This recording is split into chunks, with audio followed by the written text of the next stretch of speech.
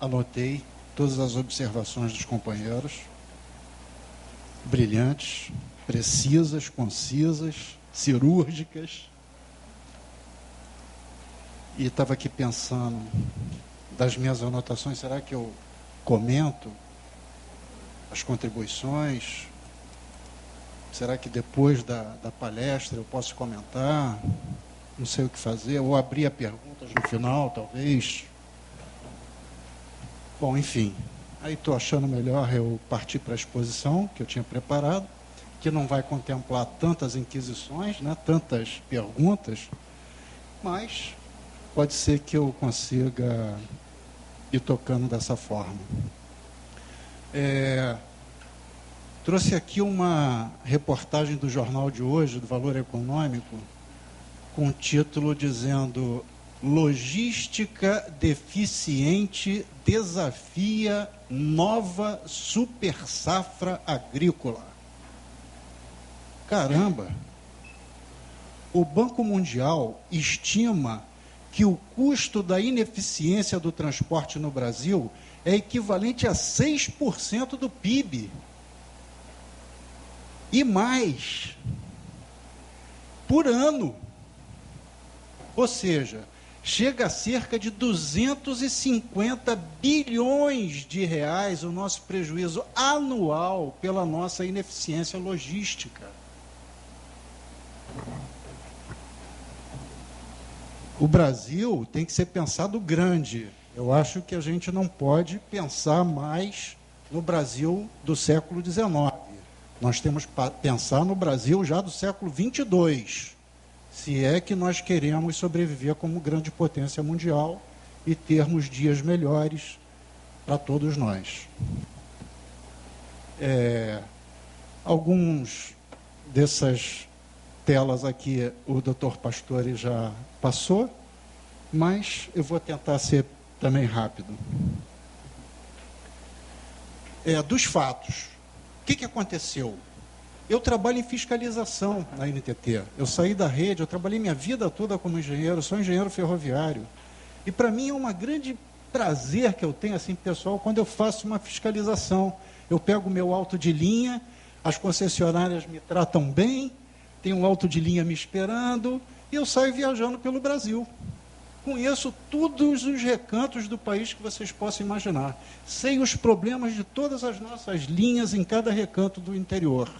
O nosso interior é pobre. Nós somos ricos nas capitais. O interior está produzindo safras agrícolas importantes. Produção industrial é difícil. O Brasil está precisando ainda crescer no interior. Isso cria dificuldades para a gente. O doutor Pastore mostrou o litoral grande desenvolvido.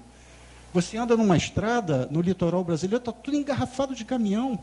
Eu fui a Guarapari passar 10 dias de férias. Gente, era uma loucura. E a ferrovia do lado está abandonada. Bom, desculpa, eu estou desabafando como vocês. Mas, e aquela situação das ferrovias abandonadas, o que eu fazia? Eu saía dando multa. Olha, meu amigo, você tem que recuperar, o contrato manda você recuperar a linha. Chegou um ponto, eu falei assim, olha, e os caras estão cheios de multa lá. Chegou um ponto, eu falei assim, só tem uma solução, vamos partir para a caducidade do contrato de concessão. A FCA é clara. Nós entramos num processo de caducidade da malha centro-leste com a FCA. Tamanha a quantidade de multa que nós aplicamos. E a FCA simplesmente não recuperava as linhas. Então, a única alternativa que nos cabe é afirmar um TAC, um termo de ajuste de conduta. O que é um TAC? O TAC é um instrumento último negocial, onde você suspende a aplicação de todas as multas e o cara, na cara de pau, se compromete a recuperar para você as linhas. Isso foi firmado em 2011 com a FCA. E eles não recuperaram nada. O Pastore relacionou os trechos todos desativados aqui no estado do Rio de Janeiro. E agora? O que está acontecendo? Olha, a linha de Angra dos Reis, aconteceu lá um acidente meteorológico, que a linha ficou desativada durante uns 3 anos para recuperar. Foram feitos viadutos novos, a FCA construiu, restabeleceu o tráfego. Mas toda a logística de ocupação daquele trecho, que era usado pela Gerdau e CSN, toda a exportação da CSN era feita pelo Porto de Angra dos Reis. Deixou de ser feito, porque ficou 2 anos parado. O que eles fizeram? Arrumaram outro canal logístico. Aí a linha foi recuperada. Gerdau, CSN, volta para Angra. Eu não, já tenho outro canal logístico aqui, já tenho meus navios contratados. Doutor Celso.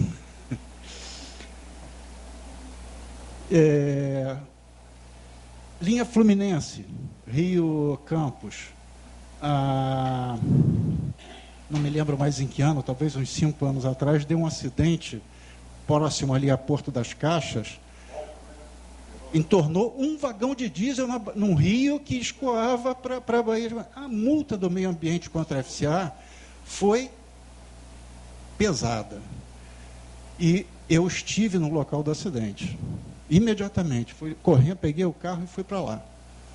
E cheguei lá, foi uma tristeza ver aquilo, e ficou claro para mim, né, que o problema ali daquela linha era são os trilhos, muito fraco. Tinha até trilho TR-32, gente. E a FCA, por um problema de economicidade, estava querendo transportar o combustível em vagões de manga D, de 80 toneladas. E ali não suportava nem 50 toneladas. Então eu falei, olha, ou vocês me entregam aqui um ART sobre responsabilidade técnica de que esse trilho vai suportar o transporte de derivados de produto perigoso, ou vocês me substituem esse trilho todo aqui, do Rio a Campos. Se não, mas aí, então, procuraram o cliente, a Petrobras não se interessou. Eu falei assim, mas, Mauro, como é que eu vou fazer um investimento desse se eu não vou ter retorno? Isso é problema teu, então para o produto perigoso. Pararam. E parou o trecho todo. Qual outro trecho que você falou? Bom, a linha mineira, né? Se você chamou de linha auxiliar. O problema ali é histórico, né? Quer dizer, uma ineficiência energética, ao contrário da linha Fluminense, né? Que tem uma eficiência energética maravilhosa, mas não tinha um patrimônio técnico que suportasse a competição com o rodoviarismo. A linha mineira, a ineficiência energética dela é incalculável. Você hoje, com o protocolo de Kyoto, o custo do petróleo, do jeito que está, uma ferrovia hoje que consuma alguma coisa em torno de 3 a 4 litros de diesel por 1.000 toneladas transportada em 1 quilômetro, 1.000 toneladas em 1 quilômetro, consumindo até 3, 4 litros, você encontra alguma possibilidade de operação. A estimativa lá da linha mineira chegava até 15 litros. Então não dava para competir. Deixa eu voltar aqui a tela. Podem interromper a hora que vocês quiserem. Mas aí, nessa situação toda de descaso, né, vamos chamar assim, com a manutenção das linhas, o Ministério dos Transportes veio e determinou à NTT a necessidade de exclusão de alguns trechos da malha centro-leste localizados em áreas de influência de modernos traçados ferroviários a serem tratados pelo PIL, Open Access. Ou seja, não se está determinando erradicação de trecho nenhum, até mesmo porque erradicação depende de autorização legislativa, porque o Sistema Ferroviário Nacional é aprovado por lei, aprovado no Congresso Nacional. Então, eu não posso determinar a erradicação de nada. O que a NTT está fazendo por ordem do Ministério, por consenso do setor de transporte no Brasil, é uma substituição. Eu estou substituindo um trecho por outro. Por quê que eu estou fazendo isso? Porque eu quero acabar com os entraves logísticos do Brasil, porque a modelagem do BNDES lá da década de 90 deu muito certo, as empresas estão operando os trechos aí, o governo ganha lá de arrendamento 60 milhões a cada 3 meses. mas a nossa distância média de transporte para um país de dimensão continental hoje está em 600 quilômetros. Nós estamos numa situação igual ao que era da rede ferroviária federal. Éramos malhas regionais que não se intercomunicavam. Então, como é que pode, né, você ter engarrafado a BR-101 com a ferrovia ao lado? E olha, quando eu estou falando para vocês que a nossa distância média no Brasil é 600 quilômetros, eu estou incluindo aí Carajás, que é quase 900, e a MRS, que é mais ou menos isso, 600. Só isso aí é 50%. Então, quer dizer, uma DMT de 600 quilômetros é ridículo. Nós não temos uma malha ferroviária efetivamente nacional. E a gente quer ter uma malha nacional. Open Access. Alguém tem alguma dúvida sobre o que é o Open Access? Porque foi falado aqui que o PIL não privilegia passageiro. Isso está revelando o desconhecimento do processo do Open Access. Porque o que nós queremos são ferrovias modernas, onde a gente possa habilitar operadores independentes, quer seja de carga, quer seja de passageiros, para passar em ferrovias modernas, para atender o que a demanda exigir. Se é para nós mantermos aquelas linhas atuais, naquelas condições de geometria, com ineficiência energética, por valor histórico, tudo bem, mas a política de nosso país, aprovada pela nossa Constituição de 1988, é que o setor é delegado à iniciativa privada. O serviço é público, mas a prestação é feita pela iniciativa privada. Se nós quisermos mudar isso, temos que mudar até a Constituição. Consenso de Washington. Pode me interromper, por favor. É que eu fico... Você perguntou, como é que eu vou conseguir locomotiva, meu material rodante? Não é mais o governo que vai te prestar esse serviço. O metrô do Rio de Janeiro é privado. O subúrbio do Rio de Janeiro é privado.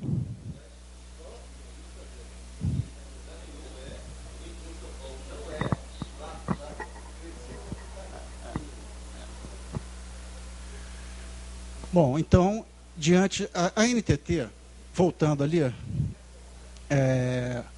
o PIL... Não.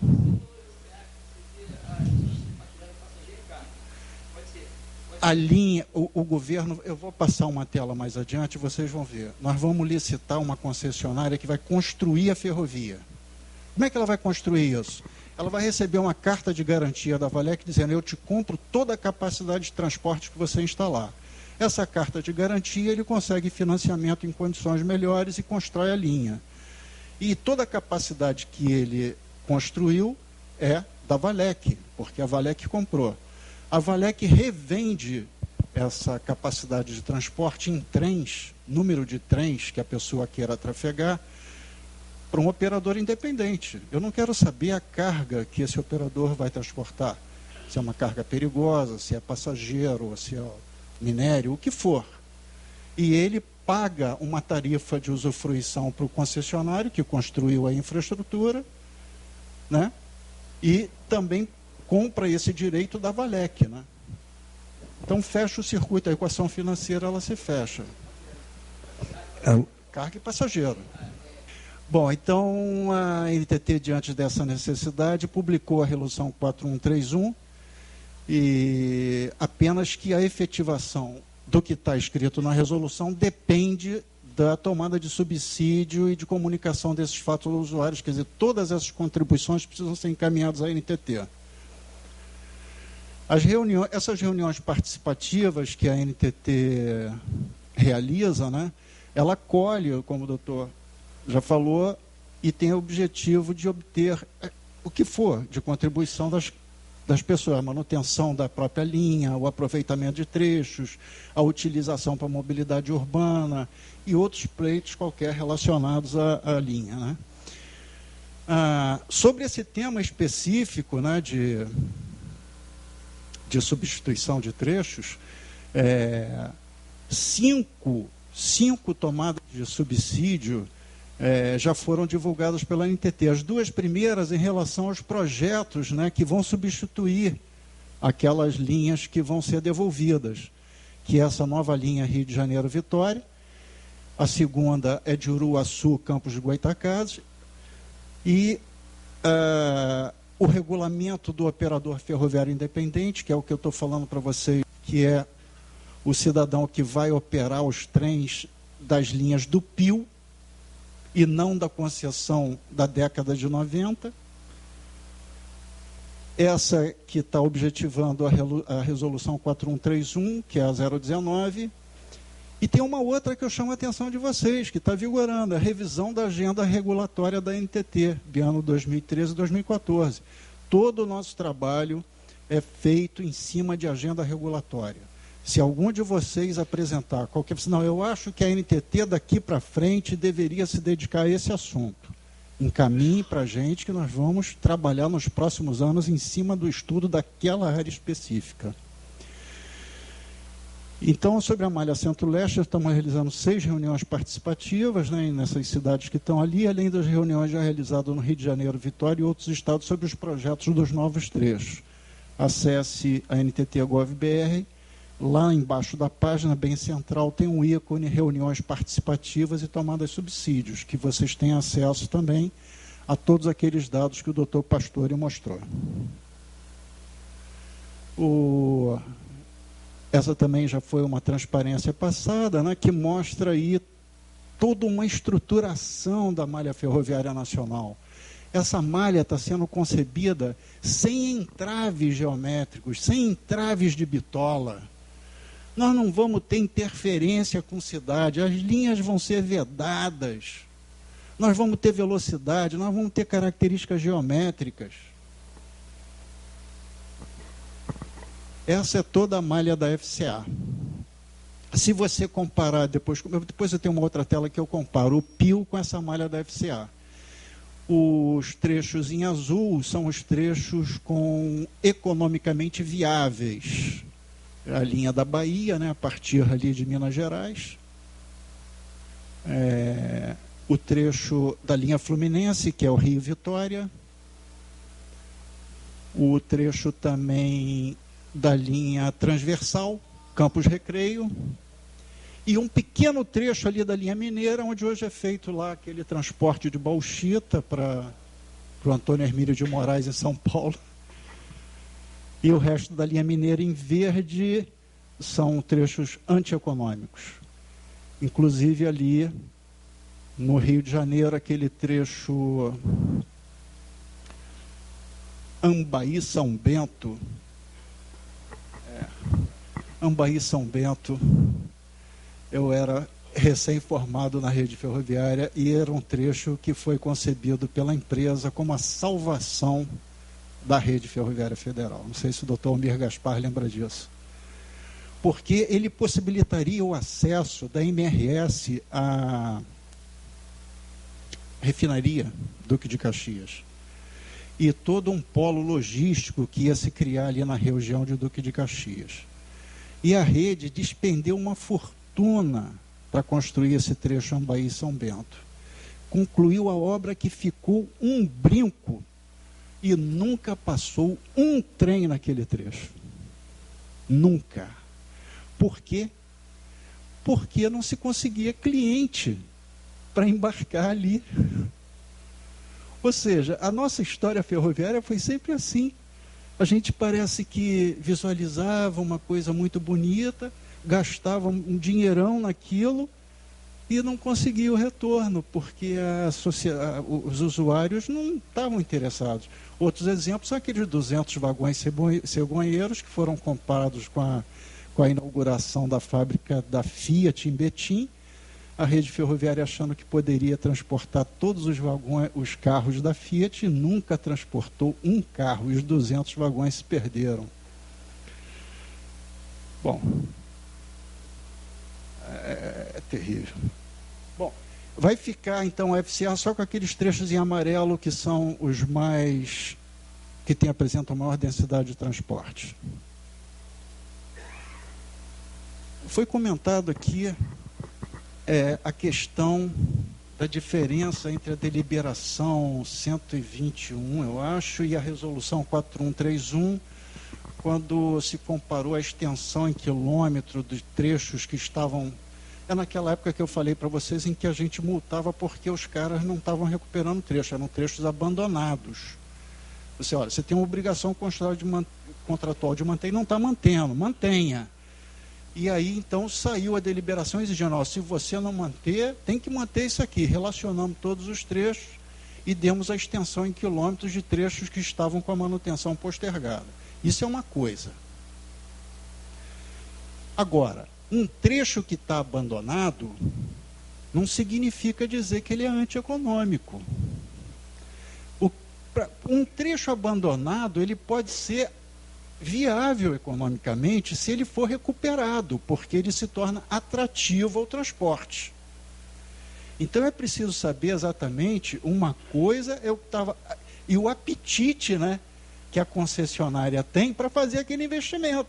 A rede tinha apetite, né, fez Ambaí São Bento, não conseguiu fazer, comprou 200 vagões, também não tem apetite enorme. Aí você chega para a iniciativa privada, vem, meu amigo, vamos aí trocar esses trilhos aí do contorno da Baía de Guanabara para não cair mais diesel aqui na Baía de Guanabara. Mas, cara, como que eu vou fazer isso? Que você passa a ter, quando usa a iniciativa privada, essa necessidade de eficiência, né? Bom, agora eu não estou mais, então, naquele enfoque de saber se o trecho está abandonado ou não. Eu quero saber se o trecho é economicamente viável ou não. Então, eu vou classificar isso através de uma estimativa de fluxo de caixa entre demanda e as despesas operacionais. E aí eu vou caracterizar os trechos antieconômicos e os trechos economicamente viáveis. É diferente daquela da deliberação 121 de 2011. Não sei se eu consegui explicar. E os trechos antieconômicos, então, são isso. Foram identificados eles e as condições da segurança e a inviabilidade econômica financeira para o restabelecimento daquele trecho. E o procedimento foi aquele que o doutor Pastore já relacionou. O valor devido pela concessionária, o que é? Ele tinha a obrigação de manter. Não deu manutenção, abandonou. Então, ele vai ter que pagar ao governo esse valor. No estabelecimento desse valor, foi contratada uma empresa, inclusive um consórcio de 3 empresas, 2 delas bem famosas aqui do Rio de Janeiro, Geotécnica, Enefer, eu tenho aí os nomes. E eles calcularam para a NTT, inspecionaram o trecho e calcularam esses valores de reestabelecimento das condições normais de manutenção dessas linhas. E a concessionária, ela paga, né, a cada 3 meses, com muita revolta, os 60 milhões de arrendamento para o governo, e eles vêm desde o início reclamando para que o governo pegue essa dotação orçamentária e resolva os seus passivos que existiam antes e que eles estão sendo obrigados a resolver, a conviver. Tipo, passagens em níveis em centros urbanos, viadutos rodoviários, contornos de cidade, que não são obrigações deles fazerem. Então, eles gostariam que o que eles pagam para o governo de arrendamento retornasse em forma de investimentos para eles mesmos. E eu falei assim, mas eu também teria que calcular um ganho de eficiência tua aí, porque você vai aumentar a velocidade dos seus trens, então você vai me dever alguma... Eles até topavam um negócio desse. Nós andamos até fazendo isso em Volta Redonda, lá em Barra Mansa, que tem lá aquele serviço sendo feito. Deliberou-se que esse dinheiro ia ser aplicado nesses serviços. Vocês, pois, viram aqui um slide onde estavam relacionados todos os investimentos. E todos eles eram isso, contornos de cidade, viadutos, melhorias, era isso. Melhora ao ferrovia esse serviço? Acho que sim. Então, os trechos economicamente sem viabilidade eles serão indenizados pela FCA, e aquela rota de transporte vai ser substituída por uma nova linha mais moderna. E os trechos economicamente viáveis? Bom, os trechos economicamente viáveis, a FCA até não gostaria de devolvê-los. Ela precisaria fazer algumas melhoras para restabelecer, mas eles têm demanda e eles, de alguma forma, estavam com essa perspectiva de uso. Bom, se você não quer devolver, mas eu quero substituir ele por uma linha paralela, como é que nós vamos fazer? Aí ele disse, não, eu quero que você me dê o direito de passar naquela linha de lá. Então, se eu tiver demanda, eu passo lá. Ok, esse é a função do Open Access. Então, eu posso dar uma capacidade de demanda para a FCA naquelas novas linhas que eu for construir. O que importa agora é saber o quanto, né, eu vou dar para ele. Só que antes dessa discussão, eu tenho na NTT as metas de transporte anuais. Então, eu consigo exatamente saber em cada linha dessa qual foi a meta de produção que a FCA colocou para cada ano nos próximos 5 anos. Não adianta ele querer vir para mim com outro pleito. É aquela meta que está lá que eu vou ser obrigado a dar para ele naquela nova linha. Eu transformo aquilo em trem. Qual trem? Um trem especial, o trem da PIL. É um trem de 90 vagões, 2 locomotivas 44, AC-44, modernas, 8.100 toneladas úteis no trem. E concedo a passagem de um trem desse para a FCA. Foi isso que foi feito para os trechos economicamente viáveis. Aqui já é um quadro já bastante divulgado que fala exatamente sobre a nova modelagem dessas novas linhas a serem concedidas. Ou seja, nós estamos abandonando a modelagem das primeiras privatizações. A União vai licitar uma concessionária para implantar a infraestrutura. A Valec entrega para esse concessionário vencedor da licitação um título de tarifa pela disponibilidade da capacidade operacional. Ou seja, é igual ao setor elétrico, muito parecido. Você vai construir? Vai. Eu te compro toda a capacidade. Toma aqui uma carta de garantia, boa sorte. Mas a Valec, então, passa a ser a proprietária de toda a capacidade da linha. No futuro, com a linha pronta, a Valec passa a vender o direito de uso para os usuários independentes, que pagam uma tarifa de usufruição também para a concessionária. O PIL, mostrando aí as coincidências da malha da FCA, nas mesmas diretrizes de traçado. Os trechos da FCA que são coincidentes com o PIL, né? Que são praticamente as rotas da nossa antiga Estrada de Ferro Leopoldina, né? É uma importante região econômica que serão contempladas, possibilitando um crescimento social e econômico de todo o estado do Rio de Janeiro. E não uma perda, pelo contrário, nós estamos querendo melhorar. A linha mineira e a linha transversal da Estrada de Ferro Leopoldina vai ser substituída pela nova Estrada de Ferro 354 Uruaçu, Campos dos Goitacazes. E a linha Fluminense, que é essa Rio, Campos, Vitória, ela vai ser substituída pela nova Estrada de Ferro 118, Rio, Vitória. Todas em bitola larga, conectadas em toda a malha ferroviária nacional. Nós vamos ter uma ferrovia nacional.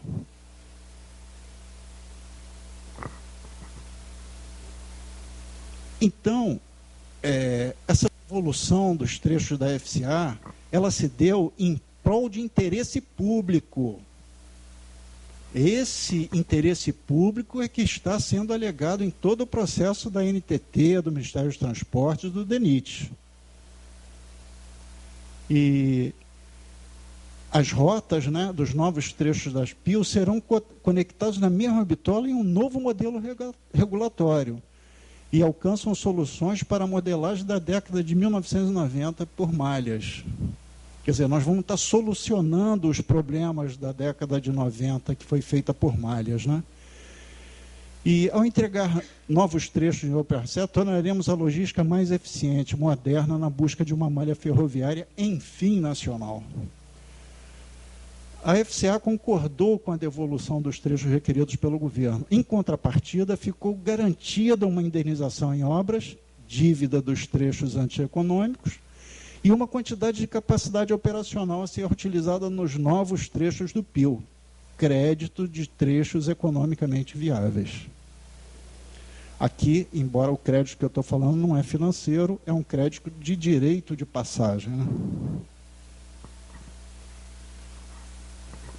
Esses procedimentos aí do trecho com viabilidade econômica, ele tem um cronograma só pode seguir com um cronograma de desativação se aprovado pela NTT para a interrupção dos atendimentos dos usuários atuais, né?